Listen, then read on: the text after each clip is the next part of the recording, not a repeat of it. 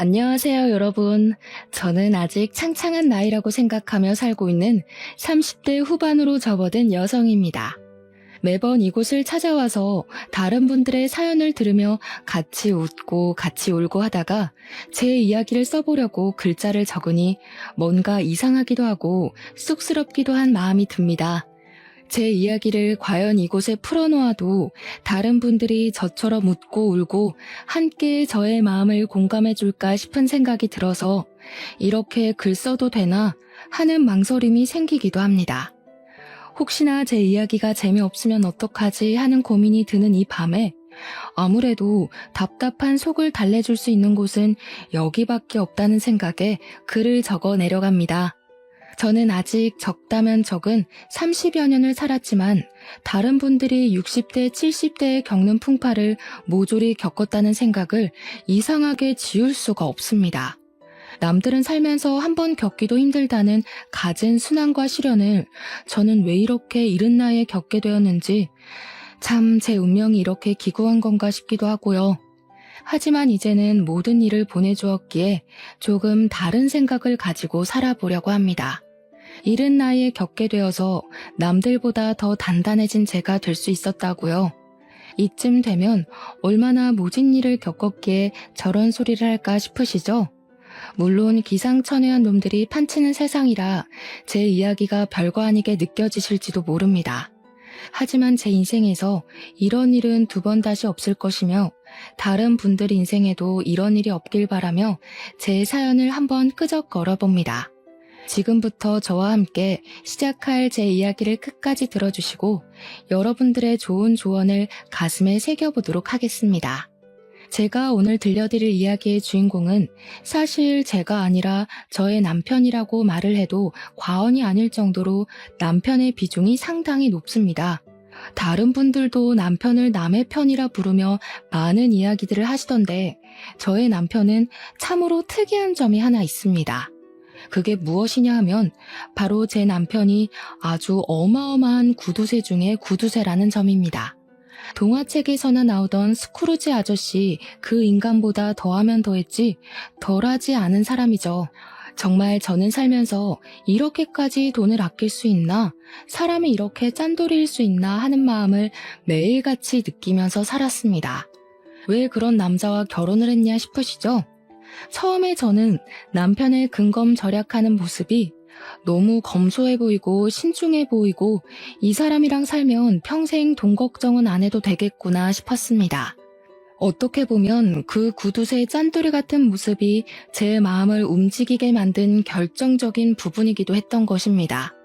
저랑 남편은 제가 다니던 직장에서 만나게 되었는데 제가 일하던 곳이 주방용품, 그러니까 업소용 주방 가전, 가정용 주방 가전 같은 것을 파는 매장이었습니다.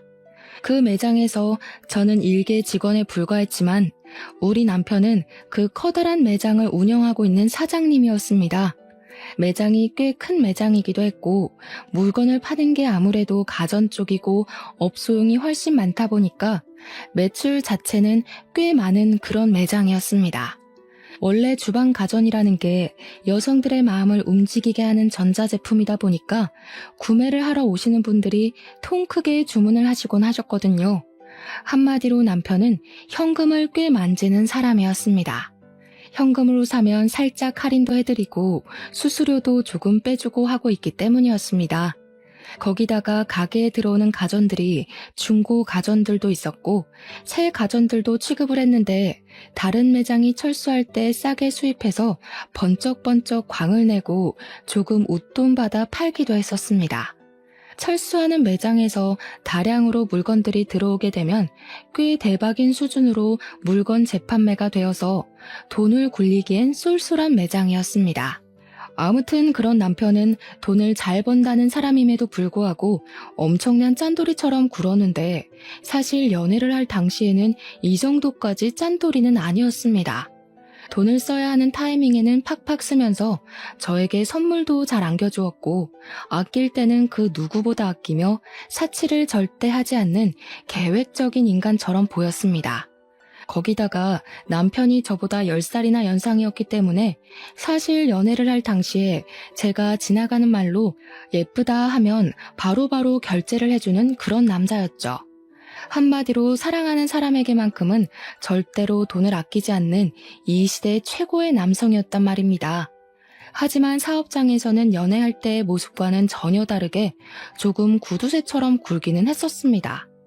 예를 들면 회식을 할 때 메뉴는 무조건 돼지로 통일이라거나 커피 같은 것도 직원들이 지나가는 말로 아메리카노 먹고 싶다고 말을 해도 믹스커피 타서 냉장고에 넣어두고 먹으라고 모르쇠처럼 굴기도 했습니다. 물론 저는 그렇게 아끼는 모습이 믿게 보이지 않았고 오히려 사람이 계획적으로 돈을 사용하는구나 멋있다 하고 느끼고 있었습니다. 왜 그런 모습이 멋있었냐고요? 그 이유는 저희 아버지께서 돌아가시기 전에 친한 친구분께 보증을 잘못 써주었다가 집이 쫄딱 망하면서 엄청나게 힘들게 살았기 때문이었습니다. 정말 너무너무 먹고 싶은 음식 한번 제대로 먹지도 못했고 사고 싶은 옷이나 화장품 따위의 것들도 사지를 못했습니다. 아버지 친구분의 뒤통수로 인해 그 빚을 전부 막아내고 갚아내느라 아버지께서는 한평생 팔자에도 없는 막노동을 하면서 돈을 악착같이 모으셨습니다.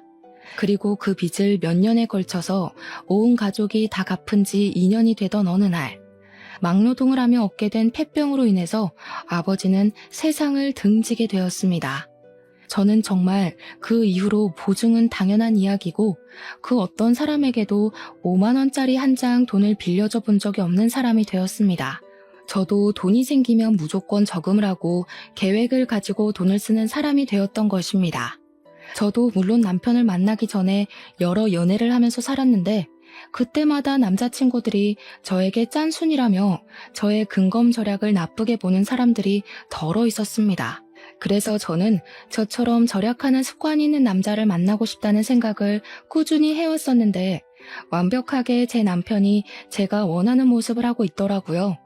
우리 남편은 정말 심각한 구두쇠지만 저에게만큼은 돈을 아끼지 않겠다고 하지 않았겠습니까? 그러니 제 눈에는 누구보다 1등 신랑감으로 보였던 겁니다.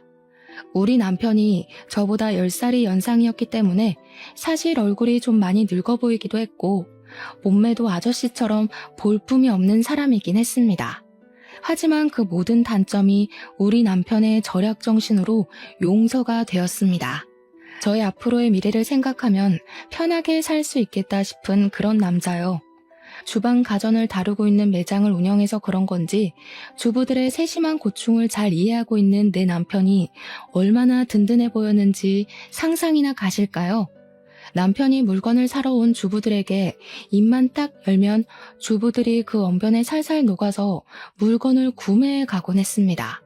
이쯤에서 우리 남편의 자랑 아닌 자랑을 멈추고 이야기를 하자면 저는 남편에게 프로포즈를 받았고 결혼을 하기로 했습니다. 아버지가 돌아가신 이후에 쭉 혼자 살고 계시던 저희 어머니께서도 진심으로 기뻐해 주시면서 저의 결혼을 지지해 주셨습니다. 그런데 참으로 이상하게 말입니다. 도총각을 제가 구제해주는 것이나 다름이 없음에도 우리 시모가 저를 별로 마음에 들어 하지 않는 게 아니겠습니까? 왜 그런 건지는 모르겠는데 대충 제 예상으로는 아들이 결혼을 한다고 하니까 본인에게 주는 용돈이 줄어들지는 않을까 걱정스러움에 결혼을 반대하는 것 같았습니다. 제가 30 중반쯤 결혼을 했으니 40 중반인 아들에게 얹혀서 살고 계시던 시모가 갑자기 아들이 결혼을 한다고 하니 앞으로의 걱정에 막막했던 것이겠죠. 남편이 그동안 시모를 완전히 모시고 살고 있었는데 남편 또한 저희 집처럼 일찌감치 시부를 떠나보내고 시모 혼자서 남편을 키운 한부모 가족이었기 때문이었습니다. 하지만 시모는 저희 어머니와는 조금 다르게 근검절약과는 거리가 있는 사람이었습니다. 이상하게 시모는 사치를 즐기시는 것 같더라고요. 시댁에 인사를 드리러 방문을 했는데 방 한 칸이 시모가 모은 명품백과 명품 옷들로 가득 차 있는 걸 보고 상당히 놀랐다고나 할까요?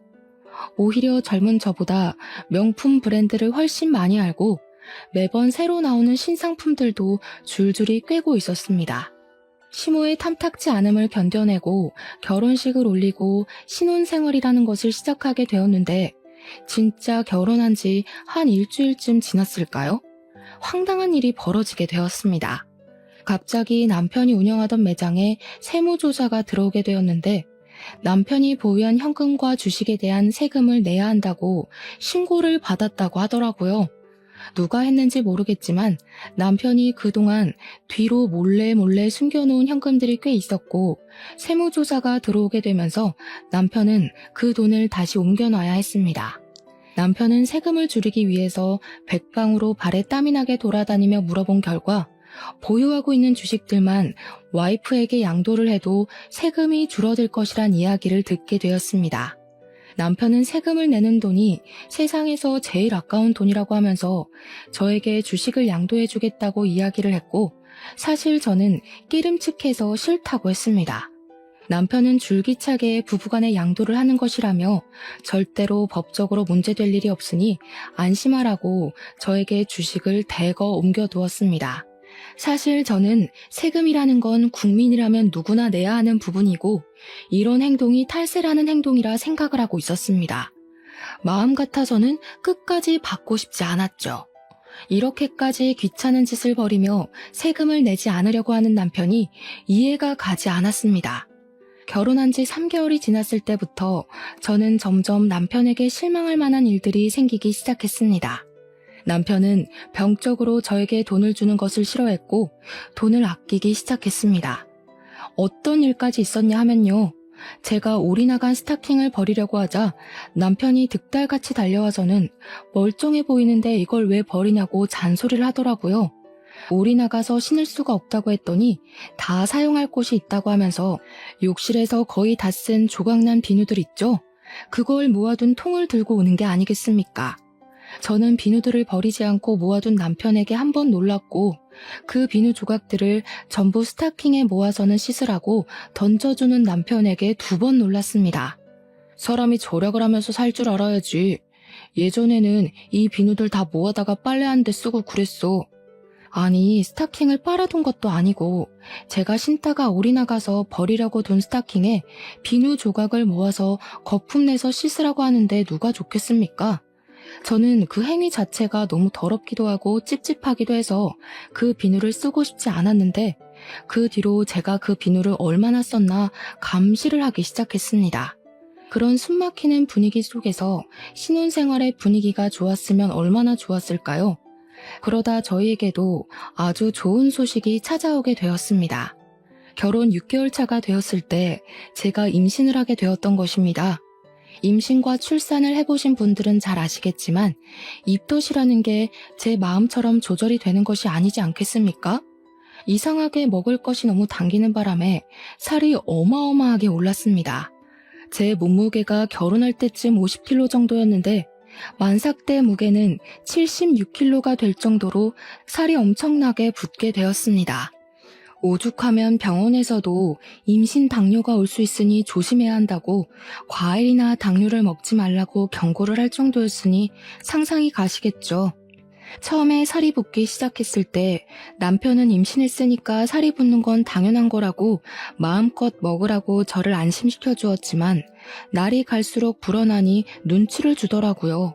임신 기간 내내 대놓고 먹지 말라고는 하지 않았지만 그렇게 먹으면 속이 더부룩하지 않냐, 집안 살림 거덜내겠다 하면서 은근히 먹지 말라는 신호를 주었습니다. 저희 친정어머니께서는 제가 임신을 했다고 하니 좋은 걸 먹이고 싶어서 반찬도 가져다 주시고 제철 음식도 매번 해서 주셨습니다. 하지만 시모는 살이 찐 저를 보면서 저러다가 소박을 맞는 거 아니냐면서 적당히 살을 찌우라고 잔소리를 멈추지 않으셨습니다. 우리 아들이 퍽이나 그런 몸매를 한 여자한테 마음이 동하겠니? 살이 쪄도 어쩜 저리 뒤룩뒤룩 찐 건지 보기 흉하다. 그렇게 서러운 임신 기간을 보내고 출산을 한 뒤로 정말 이래도 되나 싶을 정도로 지옥 같은 육아를 시작하게 되었는데 이상하게 몸무게는 별로 빠지지 않더라고요. 누가 그런 소리를 했었는데 육아는 운동이 아니라 노동이라고. 노동은 절대로 살이 빠지지 않는다고요. 아무튼 그렇게 열심히 아이를 돌보고 밥도 제대로 못 먹고 했는데도 불구하고 살은 60kg 초반에서 더 이상 빠지지 않았습니다. 결혼을 할 당시보다 10kg 이상 살이 올라붙었으니 제 모습이 얼마나 미워 보였겠습니까? 남편이 저와 같은 방에서 자는 걸 거부하기 시작했습니다. 당신이 싫어서 각방을 쓰겠다는 게 아니라 애가 밤마다 울어대니까 시끄러워서 내가 같이 잠을 잘 수가 없잖아. 나는 내일 출근을 해야 하는 사람인데, 내가 잠 못 자서 출근 못하면 돈은 누가 벌어올 거야? 애 때문에 잠을 푹 못 자니까 내일 일에 지장이 생기잖아. 아무튼 따로 잘 테니까 그런 줄 알아. 저는 그런 남편에게 배신감이 느껴지기도 했고 서럽기도 했지만 생활비가 전부 남편의 주머니에서 나오고 있었으니 어쩔 수가 없었습니다. 아이가 생후 10개월을 막 넘겼을 때 갑자기 열이 엄청나게 나면서 온몸이 새빨갛게 달아오르고 아기가 힘없이 축축 늘어지기 시작했습니다. 하필이면 그날이 금요일 밤이었고 병원 문이 열려있는 곳이라고는 응급실밖에 없는 상황이었습니다. 애는 열이 너무 올라서 그 작은 몸으로 온몸을 부들부들 떨며 경기를 일으키는 지경이 되었는데 남편은 태연하게 휴대폰만 만지고 있는 게 아니겠습니까? 뭐해? 빨리 옷 입어요. 우리 애 이러다가 큰일 나겠어. 빨리 응급실이라도 가요. 아니 고작 열 좀 나는 걸로 뭘 응급실이야? 그냥 해열제나 먹이고 땀이나 닦아주면 된다던데. 지금 응급실 가면 돈만 비싸고 처방해주는 건 다 똑같아. 어차피 가봐야 해열제나 먹이라고 할 텐데 그냥 월요일까지 버텼다가 동네 소아과 가. 아니 아무리 아이한테 관심이 없다고 해도 그렇지 말도 못하는 우리 아기가 아픈데 돈 아깝다는 말이 나올 수가 있는지 정신이 나갈 것 같더라고요. 저는 열 경련을 일으키는 아이의 열을 내리려고 온몸을 미지근한 수건으로 닦아주고 있었는데 그 물이랑 수건을 너무 화가 나서 남편에게 던져버렸습니다. 당신이 그러고도 애 아빠야? 사람이야? 애가 아픈데 휴대폰만 만지고 있으면서 아무것도 안 하는 게. 아씨, 오래간만에 쉬는 날인데 별걸로 다 난리야. 그러더니 저를 째려보면서 축축하게 젖은 옷을 벗어 거실 바닥에 아무렇게나 던져두고는 방으로 쑥 들어가는 게 아니겠습니까? 저는 결국 터져나오는 눈물을 참지 못하고 애를 둘러엎고 택시를 타고 응급실에 갔는데 우리 애가 폐렴이라고 하더라고요. 정말 응급실 구석에서 그 작은 발에 수액을 맞고 있는 아이를 보면서 엉엉 울다가 처음으로 이혼이라는 것을 결심하게 되었습니다. 그런데 제가 이혼을 결심한 그 응급실 사건이 있었던 날 이후로 남편의 단점들 중에서도 엄청난 단점들만 제 눈에 쏙쏙 들어오는 게 아니겠습니까? 특히나 결혼 전에는 장점으로만 느껴졌었던 우리 남편의 짠돌이 같은 그 성격이 진절머리 나게 싫어지고 정말 죽이고 싶다는 충동까지 들게 하더라고요. 구두쇠 중에 구두쇠, 음식을 먹을 때에도 이건 얼마냐, 저건 얼마냐, 이 반찬 하는데 1,000원이면 만들 수 있지 않냐 하고 정말 미치겠더라고요. 아니 요즘 반찬 가게에서 반찬을 사도 얼만데 들어가는 재료값들은 물론이고 제 노동력은 생각도 안 하고 1,000원 이러고 앉아있으니 당연히 정신 나간 놈 같아 보였습니다. 저는 오죽하면 남편의 얼굴을 마주보면서 밥을 먹으면 체하는 기분이 들 것 같아서 밥을 따로 먹기 시작했습니다. 저는 애를 챙기느라 바쁜 와중에도 곧 다가올 돌날을 준비하기 위해 이리저리 발로 뛰며 돌잔치 장소도 알아보고 드레스 대여도 알아보고 있었습니다. 처음으로 맞이하는 생일이기도 하고 우리 아이만큼은 화려하게 첫 생일상을 차려주고 싶은 마음에 주위에도 돌잔치를 할 거라고 신나게 떠들고 다녔습니다. 당연히 우리 남편도 둘도 아니고 하나뿐인 아이인데 돌잔치만큼은 통 크게 신경 써줄 거라고 믿고 있었기 때문에 백방으로 알아보고 다녔습니다. 제가 미리 알아본 업체들과 돌잔치 장소들을 쭉 정리해서 남편에게 보여주면서 처음으로 하는 생일잔치니까 이게 어떠냐 저게 어떠냐 의견을 물어보았습니다.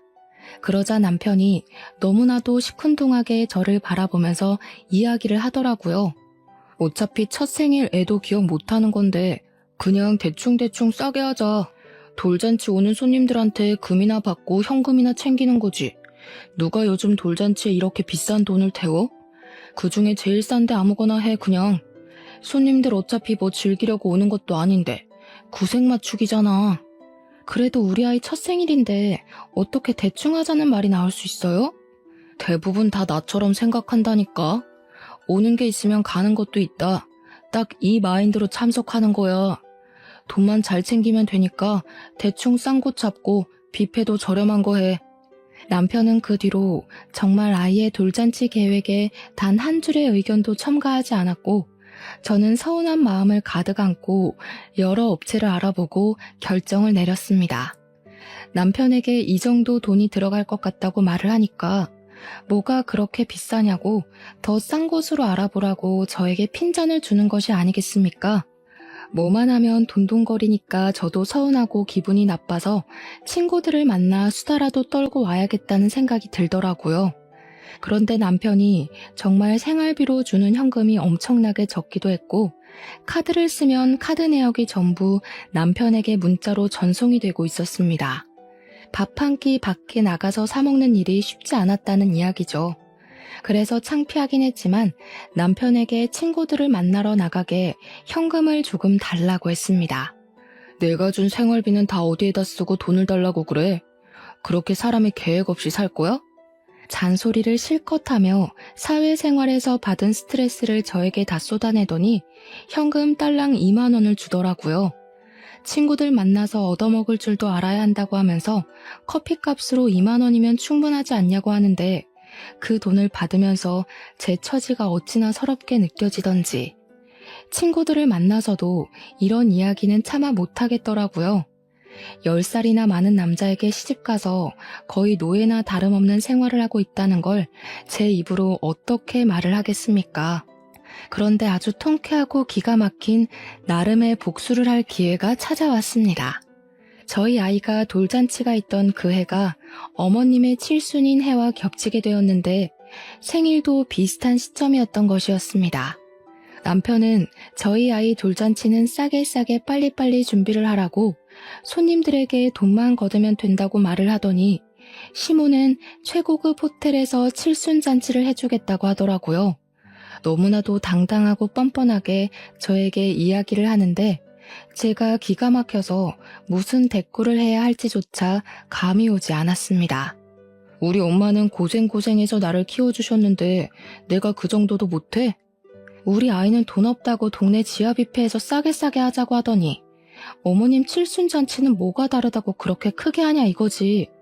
너 진짜 생각이 못됐어. 칠순이랑 돌이 같냐? 우리의 칠순 때는 호텔에서 하겠지. 그걸 지금 말이라고 하는 거야? 우리의 첫 생일인데 칠순이랑 다를 게 뭐야? 야, 너는 우리 엄마가 앞으로 살면 얼마나 더 산다고 그걸 질투하고 그래? 됐고, 그렇게 결정했으니까 앞으로 토달지 마. 남편이 질투라는 단어를 꺼내는데 얼마나 어이가 없던지, 이걸 질투라는 단어로 포장할 수 있는 문제인지 모르겠더라고요. 저는 그 뒤로 이를 갈면서 어떻게든 남편에게 통쾌한 복수를 하겠다고 생각했고 짜증을 꾹꾹 삼키고 어머님의 칠순잔치 식순에 아주 특별한 순서를 넣기로 결심했습니다. 그것은 바로 우리 아이의 돌잔치 식순을 어머님 칠순잔치 중에 끼워 넣기로 결정을 내린 것이었습니다. 남편이 호텔에 예약을 하기 무섭게 호텔 측에 따로 이야기를 해서 칠순잔치와 돌잔치를 같이 넣기로 결정을 내렸고 돌잡이와 돌상도 모두 준비를 마쳤습니다. 그리고 제 친구들이며 지인들에게 일일이 연락을 돌려서 그 잔치 자리에 초대를 했고 어머님 칠순잔치 겸 돌잔치를 제 손으로 모두 준비하기 시작했습니다. 남편에게 제가 칠순잔치 준비를 할 테니 걱정하지 말고 있으라고 이야기를 했더니 내심 좋아하면서 아예 신경도 쓰지 않더라고요. 단순한 사람이라 이럴 때는 참 편했습니다. 당연히 제가 이런 계획을 세우고 있다는 것을 시모와 남편은 꿈에도 생각하지 못했습니다. 우리 짠돌이 남편은 시모 칠순잔치에 방문할 손님들이 대충 100명 정도 될 것이라고 예상을 하고 있었는데 실상은 매우 달랐습니다. 우리 아이 돌잔치에 참석할 손님들만 해도 100명이 더 추가가 되었으니 얼마나 놀랐을지 상상이나 가시나요?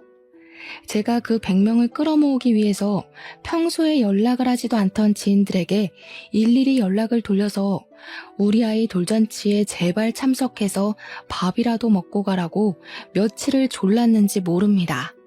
당일이 되어서야 예약된 인원이 100명이 아닌 200명이란 사실을 알게 된 남편이 깜짝 놀라서 호텔 직원을 찾아가 따져 묻기 시작했습니다. 호텔에서 하는 잔치다 보니까 예약 인원수대로 식사가 코스 요리로 준비가 되었고 남편이 예상한 금액의 2배가 나오게 생겼으니 정신이 빠진 사람처럼 분주하게 돌아다니더라고요. 아니, 저희가 예약한 건 100명인데 왜 200명으로 되어 있습니까? 홀을 헷갈린 거 아닌가요? 이렇게 큰 장소를 예약하지 않았는데? 지난번에 손님 200분으로 변경하신다고 전화 받았었는데요. 남편은 직원이 당황해하며 예약 변경된 인원이 맞는다고 말을 하자 울그락푸르락해져서는 저에게 무슨 짓을 했냐고 소리를 치며 대기실로 찾아왔습니다.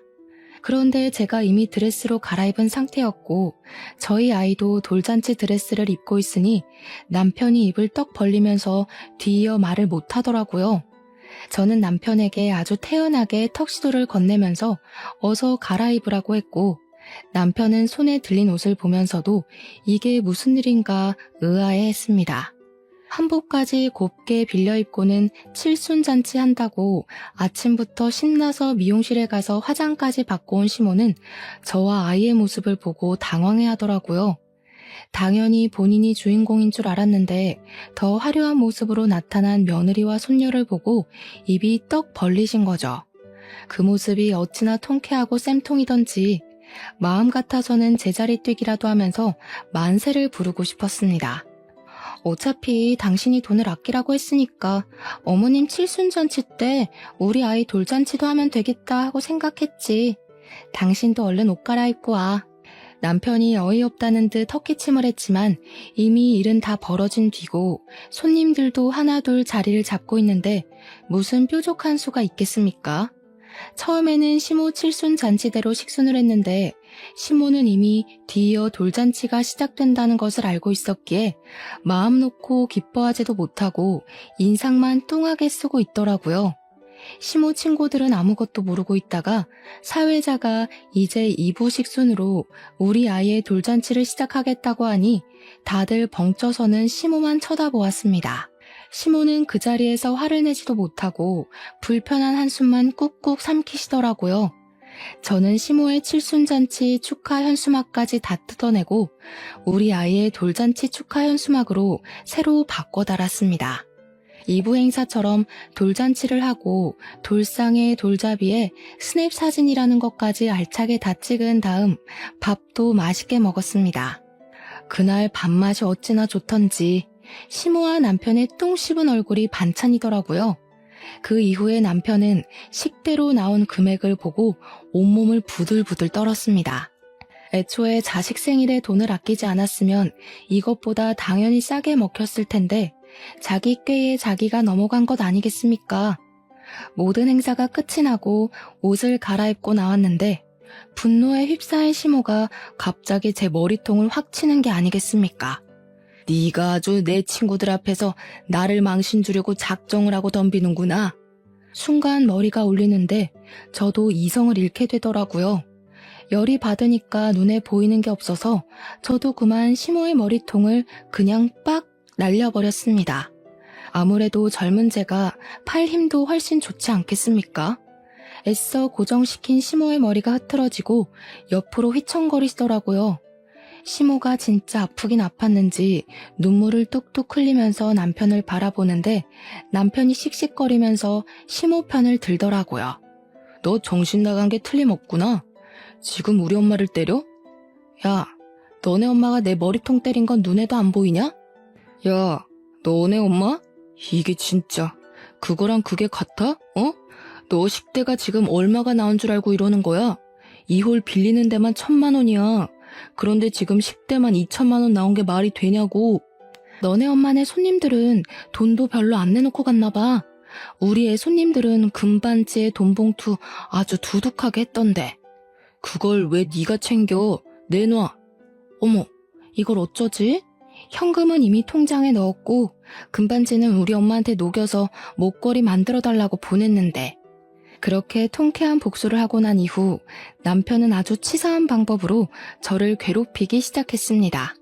바로 생활비를 확 줄여버린 것이었습니다. 남편은 생활비를 줄이면서 저에게 돌잔치 때 돈 많이 챙긴 거 아니었냐고 그 돈으로 생활하면 되겠다고 비아냥거렸습니다. 저는 아기 분유값에 기저귀 값에 부가적으로 들어가는 돈 때문에 힘들어 죽겠는데 남편이라는 놈이 저런 식으로 나오니까 열이 받아서 더는 이렇게 못 살겠다 싶었습니다. 거기다가 저랑 애한테 들어가는 돈은 그렇게나 아끼고 아껴대면서 자기 먹고 노는 돈이랑 시모에게 들어가는 사치 비용은 하나도 아끼질 않더라고요. 맨날 말로만 죽겠다 죽겠다 하고 정작 쓰는 돈은 펑펑 쓰니 제가 열이 안 받겠습니까? 지 허리벨트 하나 사는 것까지도 전부 명품으로 긁어대면서 우리 아이와 저는 이렇게 거지꼴로 아껴 살아야 하나 싶은 생각이 들었습니다. 그러던 어느 날 항상 하늘은 불쌍한 자를 돕는다고 하지 않겠습니까? 우리 남편이 친구를 따라가서 돈을 더 불리고 싶다는 욕심에 큰 투자를 하나 하게 되었습니다. 물론 저에게는 비밀로 하고 가게 보증금까지 담보로 잡고서는 고위험에 속하는 주식 투자를 하나 들어가게 되었는데 사실 저희 남편이 투자를 잘하긴 하거든요. 엄청나게 좋은 주식이라는 말에 큰돈 한번 당겨보자는 심산으로 친구 따라 알아보지도 않고 아무 주식이나 들어갔다가 휴지 조각으로 변해버리고 만 것입니다. 있는 돈으로만 투자를 했으면 돈 잃고 마는 것인데 가게에 보증금까지 걸어뒀으니 남편 발등에 불똥이 튀기 시작한 거죠. 거기다가 엎친 데 덮친 격으로 팔았던 물건들에 어마어마한 클레임이 걸려오면서 된통 그 값까지 뒤집어 쓰게 된 것입니다. 우리 남편은 순식간에 빚더미에 앉은 알거지가 되었습니다. 남편은 급한 불을 끄고자 시모에게 가서 돈을 좀 빌려달라고 했는데 저희 시모도 엄청난 사치왕이라고 하지 않았겠습니까? 당연히 돈 없다고 했다더라고요. 그 이후에 남편은 정말 정신 나간 사람처럼 쉬지 않고 이곳저곳에 돈을 빌리러 다니기 시작했는데 어쩜 돈을 빌려주겠다고 나서는 친구가 하나도 없었습니다. 저는 그런 초라한 남편의 모습을 보면서 깨닫게 되었습니다. 남편이 오죽 짠돌이처럼 굴었으면 이런 위급한 상황에 돈을 빌려줄 친구가 하나도 없는지 말입니다. 저도 물론 근검절약하는 생활을 이어가긴 했지만 남편은 저와 수준이 다를 정도로 주위 사람들에게 돈을 아끼면서 살았거든요. 자기가 밥을 살 때에는 싸구려만 먹이고 남한테 얻어먹을 때는 하나라도 더 뽑아 먹으려고 애를 쓰는 사람처럼 살았으니 누가 남편을 돕고 싶겠습니까? 그것도 자기 매장을 운영하면서 돈까지 넉넉하게 만지는 사람이 없는 사람들보다 더 없는 모습으로 살았으니 친구들이 전부 진절머리가 났겠죠.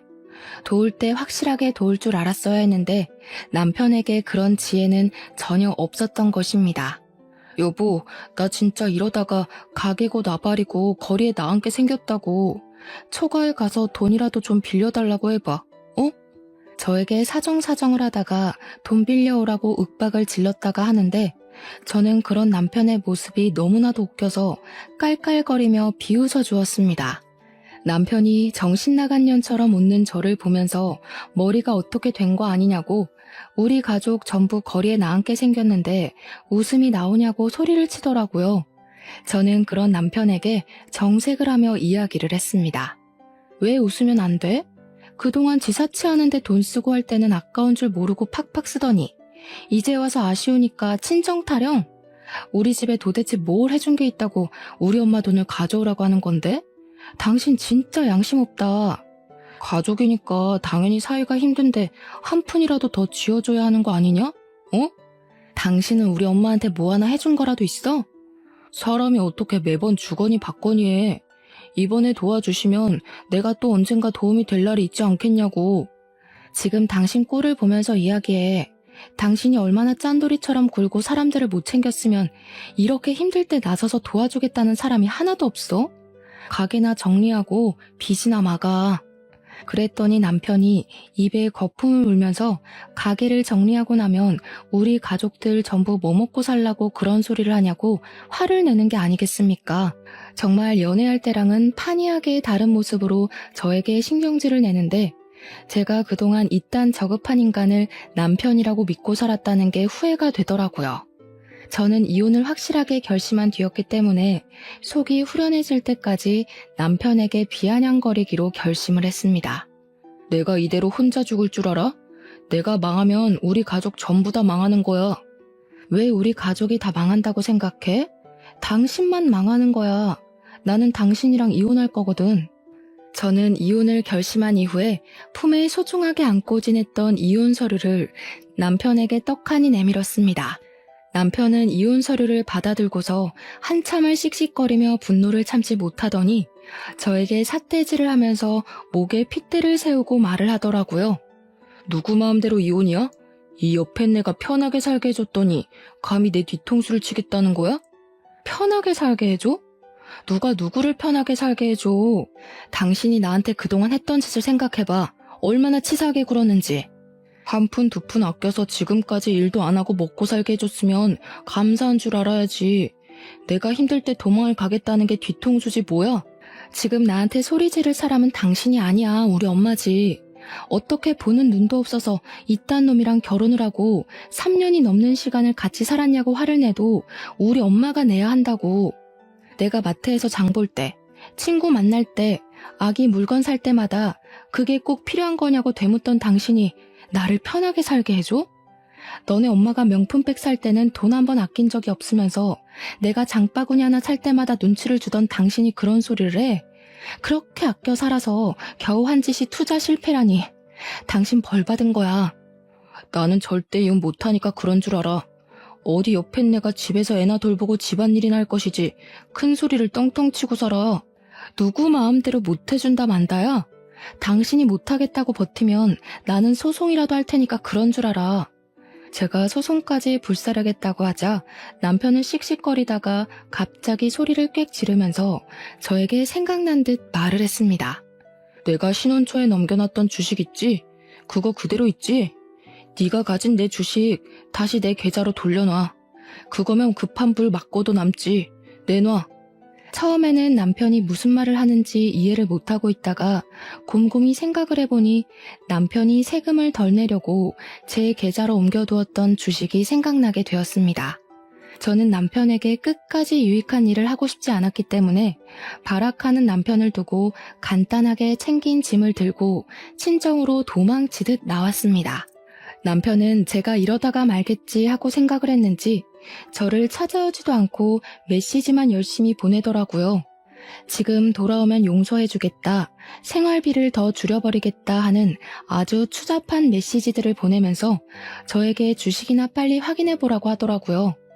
저는 남편의 마지막 메시지를 확인하고 생각이 나서 힘들게 주식 앱을 설치하고 들어가서 잔고를 확인해 보았습니다. 그리고 저는 너무 놀라서 입을 틀어막게 되었습니다. 글쎄 그 주식이 그 3년 사이에 10배가 넘게 펄쩍 뛰어오른 것이 아니겠습니까? 저는 정말 제 눈을 비비면서 이게 뭔가 싶어 0이 붙은 숫자를 다시 한번 확인했습니다. 마치 로또를 맞아도 이런 금액을 맞을 수 없을 것이다 싶을 정도로 제 현실을 의심하게 되었고 정말 이 돈이 내 계좌에 들은 잔고가 맞나 몇 번을 확인했습니다. 아무리 눈을 비비고 팔을 꼬집고 해도 그 돈은 그대로 제 계좌에 들어있더라고요. 그 주식이 연예계 엔터테인먼트 회사 주식이었는데 아이돌 그룹이랑 배우들이 성공을 하면서 회사 자체가 몇 년 사이에 대박이 났다는 것입니다. 해외 진출에도 성공하게 되면서 외국 투자자들이 탄탄하게 투자를 했고 그 덕으로 대박이 터져서 엄청나게 성장을 한 회사라고 하더라고요. 제가 너무 의심이 되어서 인터넷 기사까지 검색을 해보았다니까요. 처음에는 분명 1억 조금 넘는 금액이었던 주식이 3년 사이에 10억이 넘게 불어난 걸 보니까 왜 사람들이 주식을 하는지 알 것 같았습니다. 남편은 저에게 확인을 해보았냐고 당장 돌려달라고 말을 하는데 제가 그 돈을 왜 돌려주어야 하는지 모르겠더라고요. 사실 부부간의 재산이고 그 당시에 세금을 내지 않기 위해 양도했던 것이기 때문에 저의 재산이나 다름없는 돈 아닌가 싶었습니다. 그동안 저에게 돈을 가지고 치사하게 굴었던 적이 한두 번이 아니었던 남편에게 이 주식이야말로 정말 복수의 마지막을 장식할 수 있는 기회 아닌가 싶었습니다. 저도 갑질을 하기로 마음을 먹고 변호사를 찾아가서 시집살이 당했던 것, 남편이 생활비로 치사하게 군 것, 마지막으로 양도받은 주식 이야기까지 모조리 털어놓았습니다. 변호사는 저에게 세금을 피하기 위한 불법적인 수법으로 양도를 했기에 이 주식을 굳이 돌려주지 않아도 된다고 말을 하더라고요. 재산 분할을 해달라고 해서 나누게 된다고 하더라도 유책 배우자가 남편이기 때문에 얼마 못 가져갈 거라면서 저에게 단단히 버티라고 하시더라고요. 변호사님까지도 제 편을 들어주시는데 제가 화려한 뒤통수를 때려야 하지 않겠습니까? 남편이랑 시모는 그 주식값이 뛴 것을 보고 계속해서 저를 귀찮게 했지만 저는 그들을 완벽하게 무시했습니다.